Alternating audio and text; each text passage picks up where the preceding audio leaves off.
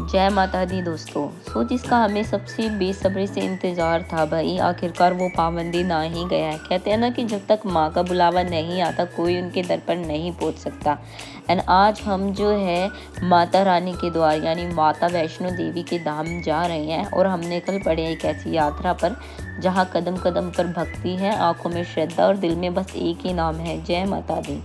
भाई हमारी जो गाड़ी है, हम जम्मू पार करते हुए सीधा कटरा तक जो है जा रहे हैं। एंड कटरा पहुँचते ही जो ठंडी हवाएं और त्रिकुटा पर्वत के सुंदर नज़ारे दिखते हैं ना, वो सफ़र की सारी थकान को पल भर में दूर कर देते हैं भाई। एंड जो है वहाँ के रास्ते हैं, उन रास्तों से निकलती चारों तरफ भक्तों का उत्साह और जयकारा शेरावाली का गूंज जो सुनाई दे रहा है ना, मतलब मैं बता नहीं सकती थी कि मतलब कैसा लग रहा था। हम घूम के आ चुके हैं वहाँ से।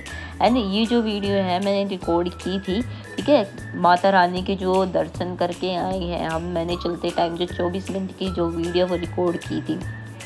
एंड वहाँ पहुँचते भाई जो माता रानी की जो जयकारे हैं इतनी तेज़ से गूंज रहे थे। तो चलिए सबसे पहले हम जो है आपको अपने रूट पे दिखाते हैं। ये जो रूट है हमारा, ये कटरा का सीधा रूट है। एंड यहाँ पे भी थोड़ा बहुत हम फ्रेश होने के लिए रुके थे एंड खाना वगैरह खाया हमने और फिर सीधे जो है भाई वो भक्त जो है माता की जो चढ़ाई होती है डायरेक्ट वहाँ पे चढ़ दिए थे। एंड उसके बाद सबसे पहले देखिए वहाँ जब भी हम जाते हैं तो रजिस्ट्रेशन सबसे पहले होता है, ठीक है। तो जो काउंटर होता है वहाँ से आपको अपना कार्ड आइडेंटिफिकेशन वगैरह कराना होता है। एंड उसके बाद जो है भाई आप वहाँ आगे की तरफ जाते हैं। तो यात्रा शुरू करने से पहले जो सबसे ज़रूरी काम होता है यात्रा रजिस्ट्रेशन कार्ड यानी जो आपका RFID कार्ड लेना है। एंड इसके बिना आपको ट्रैक पर आगे जाने की अनुमति नहीं मिलती है भाई। हमने भी काउंटर से अपना पहले कार्ड लिया था एंड जिसे हमने गले में पहना था और वो ज़्यादा ज़रूरी भी होता है। एंड कटरा के जो रंग बिरंगे बाज़ार होते हैं ना भाई, वहाँ से हम गए थे। एंड माता की चुनरी प्रसाद वगैरह एंड सुंदर सुंदर जो बैंगल्स वगैरह है वो वहाँ पे मिल रहे थे। तो भाई वहाँ पे सबसे पहले जो हम बाणगंगा चेक पोस्ट होती है वहाँ पे पहुँचे थे। एंड यहाँ से जो माता वैष्णो देवी की जो मुख्य चढ़ाई होती है वो हमने शुरू की थी। बाणगंगा के जो पवित्र जल के बारे में मान्यता है कि माता जी ने जो हनुमान जी की प्यास बुझाने के लिए यहाँ धनुष से बाण मारकर पानी निकाला था। एंड भक्त यहाँ श्रद्धा से सिर झुकाते हैं एंड पानी के छींटे लेते हैं और पूरे जोश के साथ अपनी यात्रा की पहली चढ़ाई शुरू करते हैं। यहाँ का माहौल इतना पॉजिटिव है ना कि बूढ़े बच्चे नौजवान सब बस धुन में आगे बढ़ते जा रहे। कोई ढोल के साथ आगे बढ़ता है, कोई खच्चरों पे चढ़ाई करता है भाई। बच्चों के लिए जो है यहाँ पे झूले की भी फैसिलिटी मिलती है आपको, ठीक है। एंड फिर आता है इसके बाद भाई चरण पादुका और पहले पड़ाव की चढ़ाई जो भाई हमने 6:30 से और 10 मिनट तक का जो है वो रास्ता है। तो खड़ी चढ़ाई सीढ़ियाँ होती है भाई, चरण पादुका मंदिर के दर्शन होते हैं, रास्ते में मिलने वाले बंदर होते हैं, सबसे ज़्यादा बंदर होते हैं भाई वहाँ पे। तो बाणगंगा से आगे पहुँचते ही जो रास्ते होते हैं वो थोड़े खड़े होने लगते हैं। एंड अगर आप सीढ़ियों का रास्ता चुनते हैं तो जल्दी चढ़ाई पूरी होती है, लेकिन ये थका देती है भाई क्योंकि चढ़ाई तो पहले इतनी ज़्यादा ऊंची होती है एंड ऊपर से जो रास्ते सीढ़ियाँ होती हैं वो और थका देती है भाई। तो थोड़ी दूर चलने पर आता है चरण पादुका मंदिर माता का। तो माना जाता है कि जैसे माता भैरवनाथ ने छिपकर पर्वत की ओर जा रही थी तो उन्होंने मुड़कर पीछे देखा था और इस स्थान पर जो है उनके पवित्र चरण के निशान आ गए थे। तो मंदिर के दर्शन करके अद्भुत शांति मिली वहाँ भी भाई हमें। तो चरण पादुका मंदिर के बाद जो है रास्तों में भक्तों की सुविधा के लिए भी जगह जगह पानी है पीने का, बैठने के लिए बेंच और चाय नाश्ते की दुकानें हैं। प्रकृति के खूबसूरत नज़ारे थे भाई, बड़े बड़े पहाड़ थे, झरने तो नहीं मिले क्योंकि सीज़न जो है गर्मी का है। और ऊंचे ऊंचे पहाड़ थे, बीच में जो दिखने वाले नटखट बंदर थे भाई, बहुत ज़्यादा बंदर है, काफ़ी ज़्यादा बंदर है, मज़ेदार बना देते हैं रोड ट्रिप को। उनकी हरकतें ही ऐसी होती हैं। थकान जब होती है जब बगल से गुजरता हो कोई सहयात्री जोर से बोलता है, जोर से बोलो, हमारे मुंह से अपना ही गला अपने आप निकलता है भाई, जय माता दी। एंड यहीं इस यात्रा की असली ताकत है, ठीक है। जब साथ में बंदे बोलते हैं जोर से बोलो जय माता दी, इतना अच्छा लगता है। मतलब एनर्जेटिक, थके हुए होते हैं ना बंदे, इतना ज़्यादा एनर्जी फील होती है। नेक्स्ट फिर भाई आता है हमारा अर्धकुहारी का रास्ता और गर्भजून गुफा। उसका जो रास्ता होता है वो 10 से एंड 14 मिनट तक का रास्ता होता है।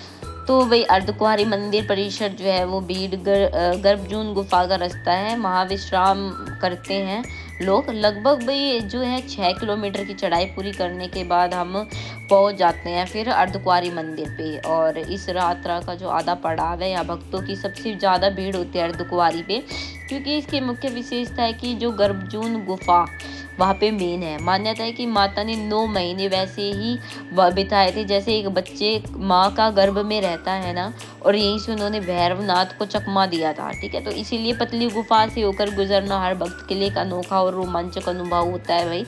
क्योंकि यहाँ गुफा के जो दर्शन के लिए लंबा वेटिंग करना पड़ता है, इसलिए हमने भी अपना टोकन नंबर लिया था। और जब तक हमारा नंबर आता हम यहाँ थोड़ा आराम करने लगे और माता के भजन वगैरह सुने, पहाड़ों की सुंदर चोटियाँ नज़ारे देख रहे थे, लाइटनिंग वगैरह काफ़ी अच्छा लग रहा था भाई। एंड रात के समय यहाँ से नीचे कटरा शहर का जो नज़ारा है ना, इतना ज़्यादा अच्छा था, ऐसा लग रहा था मतलब जैसे ज़मीन पर सितारे आ गए हों। एंड फिर आता है सांझी छत का रास्ता और भवन आगमन। 14 से 18 मिनट का रास्ता है भाई। नया रास्ता जो है वो ताराकोट मार्ग, और पुराना रास्ता सांझी छत का समतल रास्ता। दूर से भवन दिखता है वहां से। अर्धकुंवारी से आगे जो भवन के लिए 2 रास्ते जाते हैं, एक पुराना रास्ता है और दूसरा नया जो है हिमकोटी मार्ग होता है, जो थोड़ा समतल है और जहाँ घोड़े खच्चर नहीं चलते हैं। हम नए रास्ते से आगे बढ़ रहे थे भाई, जहाँ से चढ़ाई थोड़ी आसान हो जाती है। और चारों तरफ फैली धुंध और कोहरा, मतलब गर्मी के टाइम लेकिन सर्दियों में काफ़ी धुंध और कोहरा हो जाता है वहाँ पे। यानी सफ़र की जो होता है ना, किसी जन्नत जैसे कम नहीं होता भाई, सही बताऊँ तो। अगर मैं ठंडी हवा के झोंके शरीर को छूते हैं, मतलब ऐसा लगता है कि माता खुद आशीर्वाद दे रही है हमें। एंड चलते चलते आखिरकार भाई वो पल आ ही गया जिसकी चाह हम मीलों दूर से है। मतलब देख रहे इतना बड़ा पहाड़ था भाई, ये पहाड़ी रास्ते देख रहे हो। माता वैष्णो देवी की जब चढ़ाई कर रहे थे हमें ये लग रहा था कि भाई जैसे अब आएगी माता रानी का मंदिर आ गया, लेकिन वो दूरी इतनी थी ना। पर माता रानी की वजह से, उनके जयकारों की वजह से जो गूंज रहे थे, कहीं ना कहीं ये था मन में कि बस माता रानी के दर्शन करा दे जल्दी से। चाह ही ऐसी थी भाई। और दूसरे पहाड़ के बीच में जो चमकता हुआ माता का मंदिर था, रात के टाइम में इतना अच्छा लग रहा था ना भाई। भवन की जो रोशनी थी वो पैरों की सारी थकान गायब हो गई उसको देखकर, मन इतना खुशी से। एंड एक टाइम तो भाई मेरी आंखों में आंसू भी आ गए, सही बताऊं तो। एंड हम जो भवन मंदिर परिसर होता है वहाँ पहुँच गए।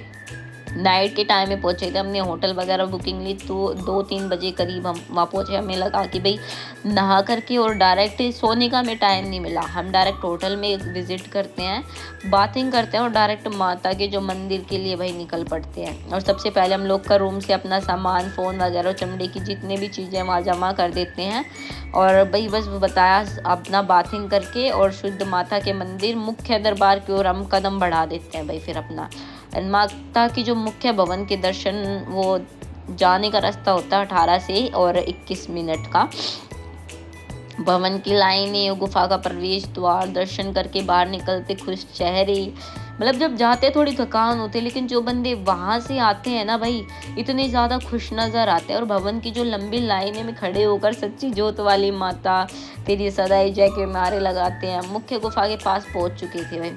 एंड वहाँ जो कैमरे की अनुमति नहीं थी, इसलिए मैं आपको यहाँ के दिव्य अनुभव के बारे में सिर्फ बता रही हूँ कि कैसा लग रहा था। ठीक है, क्योंकि वहाँ पे जो है हमारा नेटवर्क भी नहीं आ रहा था भाई। मैंने सोचा कि मैं लाइव दिखाऊं, पर नेटवर्क नहीं है वहाँ। अपनी सिम न्यू परचेज करनी पड़ती है आपको। एंड जैसे ही आप अंदर कदम रखते हैं, वहाँ का वातावरण पूरी तरह बदल जाता है भाई। ठंडे पानी के जो फुहारे होते हैं, मतलब ऐसा लगता है कि ठंडे पानी की जो धारा होती है वो पैरों को छूती है। और सामने महाकाली, महालक्ष्मी और महासरस्वती के रूप में जो पिंडियाँ होती हैं अंदर, जैसे ही हम जाते हैं उनके दर्शन होते हैं भाई। मन इतना खुश होता है ना। मतलब साफ सफाई की अगर मैं बात करूँ ना भाई, श्राइन बोर्ड ने इतना अच्छा फैसिलिटी वहाँ कर रखी है, रहने की, खाने की, साफ सफाई की इतनी अच्छी। एंड पास जाती पानी की भी फैसिलिटी है भाई। जैसे ही खाने की भी फैसिलिटी आपको ऊपर मिलती है, लेकिन नीचे की तरफ आओ ना जब खाना ज़्यादा अच्छा है, ऊपर चढ़ाई पे खाना कम अच्छा मिलता है आपको। ठीक है, तो 2 सेकंड के जो दर्शन होते हैं, क्योंकि वहाँ भीड़ ज़्यादा लंबी होती है ना भाई, जो चढ़ने नहीं देते हैं। एंड वो जो 2 सेकंड के जो दर्शन होते हैं और मन पूरी तरह से तृप्त हो जाता है भाई। एंड आँखों से मतलब खुद ही ऑटोमेटिकली आंसू आने लग जाते हैं भाई, मैं बता नहीं सकती। एंड ऐसा लगता है कि जैसे जीवन सफल सा हो गया माता के दर्शन करने के बाद। बाहर आकर हमें पवित्र प्रसाद और मिश्री का आशीर्वाद मिलता है और माँ चरणामृत भी मिलता है भाई। जैसे दर्शन करके हम बाहर आते हैं ना पिंडियों के, माँ चरणामृत भी मिलता है। आर्मी इतनी स्ट्रिक्ट रहती है भाई, वहाँ पे सिक्योरिटी इतनी रहती है, वो ज़्यादा देर तक रुकने नहीं देते हैं। तो वो हमें जो है सिर्फ आगे बोलते हैं कि भाई आप आगे जाओ। एंड दिल इतना हल्का और शांत महसूस कर रहा था कि मैं मतलब वर्डों में एक्सप्लेन नहीं कर सकती इस चीज़ को।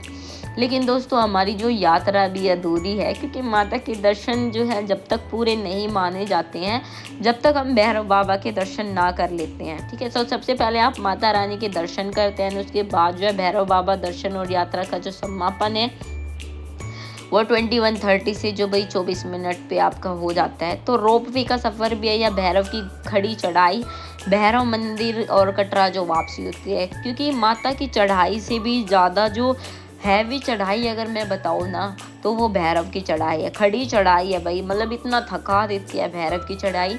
माता से मिलने की आपकी आश होती है, लेकिन फिर माता ने जो आशीर्वाद दिया था भैरव बाबा, क्योंकि भाई मेरी चढ़ाई के बिना, मेरे दर्शन के बिना आपके दर्शन अधूरे माने जाएंगे, तो हम भैरव बाबा को कैसे छोड़ सकते हैं। ठीक है, तो भाई भैरव की चढ़ाई भी बहुत ज़्यादा इम्पोर्टेंट हो जाती है यहाँ पे। और भवन से जो भैरव बाबा का मंदिर है लगभग 2 किलोमीटर और बहुत खड़ी चढ़ाई है, लेकिन भक्तों की सुविधा के लिए अब यहाँ रोपवे की सुविधा कर दी है। एंड सिर्फ जो 3 मिनट में पूरा हो जाता है। हमें भी रोपवे की टिकट ली थी भाई, टिकट ली थी हमने सिर्फ, लेकिन हमारा नंबर नहीं आ पाया। ठीक है, और उड़ते हुए बादल के बीच से हम कहाँ ही जाते। ठीक है, तो रोपवे भी है, हेलीकॉप्टर भी है, लेकिन हमने रोपवे नहीं लिया, ना हमने हेलीकॉप्टर लिया। हमने माता दी जय बोल करके सीधा भाई हमने खड़ी चढ़ाई की और भैरव बाबा के दर्शन करके हमने अपनी जो भी भाई भूल चूक हुई थी उसकी माफ़ी मांगी, सुख समृद्धि का हमने आशीर्वाद लिया। और यहाँ से त्रिकुट पर्वत और जो माता के भवन का विहंगम नज़ारा था वो भाई इतना अच्छा था, अकल्पनीय, मतलब बता नहीं सकती मैं। अब हमारी जो पावन यात्रा है वो पूरी हो चुकी थी और हम भारी मन से लेकिन खुशी के साथ और आशीर्वाद लेकर, पैर इतने ज़्यादा जोर के दर्द कर रहे थे ना पे डिफाइन नहीं कर सकती मैं। तो भाई आशीर्वाद लेकर हम वापस कटरा की ओर नीचे उतर रहे थे। और आशा है कि वीडियो के माध्यम से आपको घर बैठ के माता के दर्शन हुए होंगे, है ना। अगर आपको ये वीडियो अच्छी लगी ना दोस्तों, तो कमेंट में जय माता दी ज़रूर लिख देना। मैं माता रानी की वहाँ की वीडियो नहीं दिखा रही हूँ, क्योंकि वीडियो हमारे भाई फ़ोन में ना तो नेटवर्क था, एंड वीडियो जो हमारे फ़ोन थे वो ऑलमोस्ट डेड हो गए थे, मेरा फ़ोन डेड हो चुका था। ये वीडियो मैंने सबसे पहले बनाई थी कि भाई माता का जो रास्ता है वो मैं आपको दिखा सकूं। ठीक है, तो जय माता दी कमेंट में लिखना मत भूलना और चैनल को ज़रूर सब्सक्राइब करना। सो भाई मिलते हैं हमारे नेक्स्ट वीडियो में, तब तक के लिए जय माता दी। प्रेम से बोलो जय माता दी।